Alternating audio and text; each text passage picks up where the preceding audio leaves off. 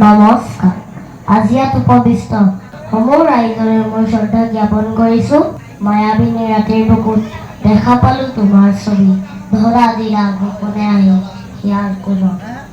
মায়াবিনী ৰাতিৰ বুকুত দেখা পালোঁ তোমাৰ ছবি, ধৰা দিলা গোপনে আহি হিয়াৰ কোলত।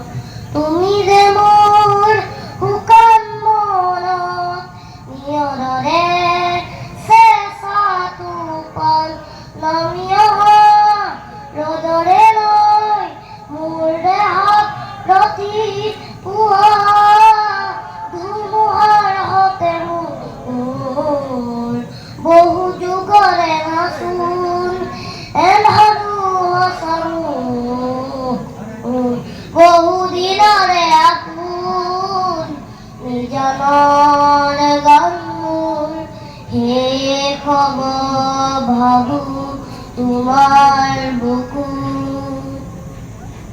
অতিহাৰত প্ৰভাতী ফুলে ক'ব তোমাকেই মোৰ কথা, ৰখি মেঘাৰী নিশা জোনে ক'ব তোমাকেই মোৰ কথা। ধুমুহাৰ হতে মোৰ বহু যুগৰে নাচোন এন্ধাৰো সঁচা মোৰ বহু দিনৰে আপোন নিজানৰ গান মোৰ শেষ হ'ব ভাবোঁ তোমাৰ বুকুত। প্ৰথম দেখি যাৰ মৃত্যুত অসমৰ প্ৰতি ঘৰতে শোকৰ ছাঁ পৰে। প্ৰথম দেখি যাৰ মৃত্যুত সমগ্ৰ অসমৰ গোটেই অসম জুৰি নামঘৰ, মন্দিৰ, মছজিদ, গীৰ্জা, গুৰুদ্বাৰৰ লগতে তিনিআলি, চাৰিআলি, দোকান পোহাৰ, অনুষ্ঠান প্ৰতিষ্ঠান সকলোতে শ্ৰদ্ধাঞ্জলি জ্ঞাপন কৰিছিল। প্ৰথম দেখিলোঁ যাৰ মৃত্যুত সমগ্ৰ অসমৰ সকলো বয়সৰ মানুহৰ লগতে কৰ্মৰত পুলিচ মিলিটাৰীও চকুলো টুকিছিল। প্ৰথম দেখিলোঁ যাৰ মৃত্যুত সৎকাৰ কৰা স্থানত ধূপ বন্তিৰে মন্দিৰত পৰিণত কৰা আৰু এটি গীত প্ৰাৰ্থনালৈ পৰিণত হোৱা। এইজনেই হৈছে আমাৰ আজি অসমৰ হিয়াৰ আমঠু হাৰ্টথ্ৰব, এজন মহান সংগীতজ্ঞ জুবিন গাৰ্গ, যাৰ সংগীতৰ ধ্বনি অসমৰ প্ৰতিজন মানুহৰ মনতে প্ৰতিধ্বনি হৈ আছে। আজি জুবিন গাৰ্গ দেৱৰ বিষয়ে মই চমুকৈ ক'বলৈ লৈছোঁ। জুবিন গাৰ্গ দেৱৰ জন্ম হৈছিল মেঘালয়ৰ তুৰাত। তেওঁৰ পিতৃৰ নাম আছিল মোহন বৰঠাকুৰ আৰু মাতৃৰ নাম আছিল ইলি বৰঠাকুৰ। ইলি বৰঠাকুৰ এগৰাকী দক্ষ নৃত্যশিল্পী, অভিনেত্ৰী আৰু এগৰাকী সুগায়িকা আছিল। তেওঁৱে কণমানিৰ পৰাই জুবিনক সকলো সাংস্কৃতিক শিক্ষাৰ আদিপাঠ দিছিল। জুবিন গাৰ্গৰ দুগৰাকী ভগ্নী, জংকী বৰঠাকুৰ আৰু ডক্টৰ পামী বৰঠাকুৰ। কিন্তু দুৰ্ভাগ্যজনকভাৱে জংকী বৰঠাকুৰ এটি মটৰ দুৰ্ঘটনাত মৃত্যু হয়। তেওঁ ফেশ্বন ডিজাইনাৰ গৰিমা হত্যাৰ সৈতে বিবাহপাশত আবদ্ধ হৈছিল। তেওঁ গুৰু ৰবীন বেনাৰ্জীৰ পৰা তবলা শিক্ষাৰে সংগীত শিক্ষা আৰম্ভ কৰিছিল। পিতৃ কৰ্মসূত্ৰে তেওঁলোক বিভিন্ন ঠাইত ঘূৰি ফুৰিব লগা হোৱাত স্কুলীয়া শিক্ষাও বিভিন্ন ঠাইৰ পৰা আহৰণ কৰিব লগা হৈছিল। যদিও তেওঁ বিজ্ঞান শাখাত স্নাতক ডিগ্ৰীৰ শিক্ষা গ্ৰহণ কৰিছিল, কিন্তু সংগীতৰ ক্ষেত্ৰখনত নিজকে নিয়োজিত কৰিব লগা হোৱাত কলেজীয়া শিক্ষাও আধৰুৱা হৈ থাকিল।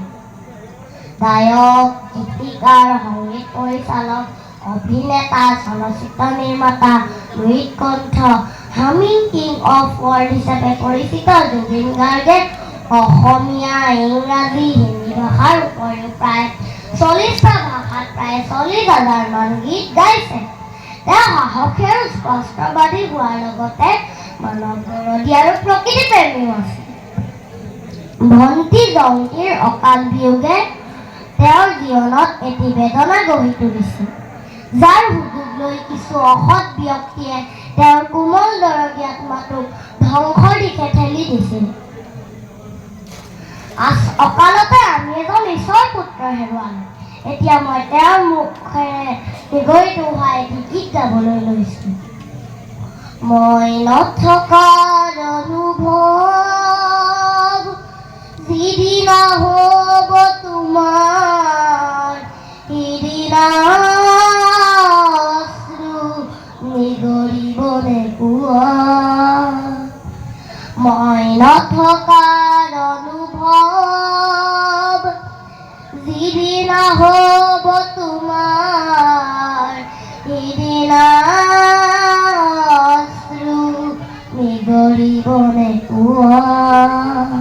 মোৰ কবিতাৰ ছন্দ গানৰ সুৰ বুজিবা তুমি সেইদিনা, সিদিনা মই নাথাকিম জানা তোমাৰ প্ৰিয় গীত গাবলে, সিদিনা মই নাথাকিম জানা তোমাৰ প্ৰিয় গীত গাবলে।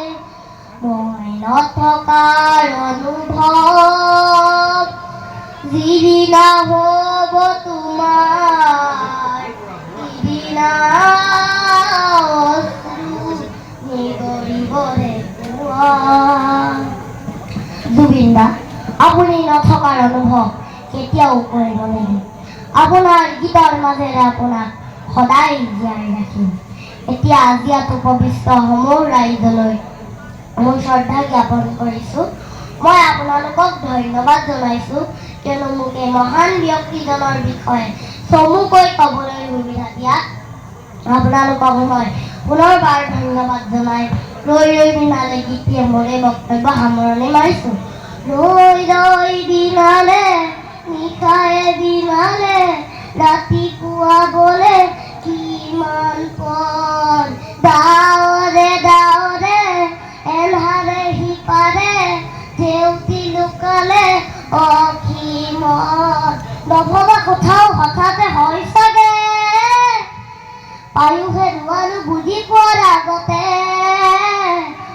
ৰৈ ৰৈ বিনালে নিশায়ে বিনালে ৰাতিপুৱাব কেতিয়া, ডাৱৰে ডাৱৰে এন্ধাৰে সিপাৰে জেউতিও নাইকিয়া। ৰৈ ৰৈ বিনালে নিশায়ে বিনালে ৰাতিপুৱা বলে কিমান পৰ,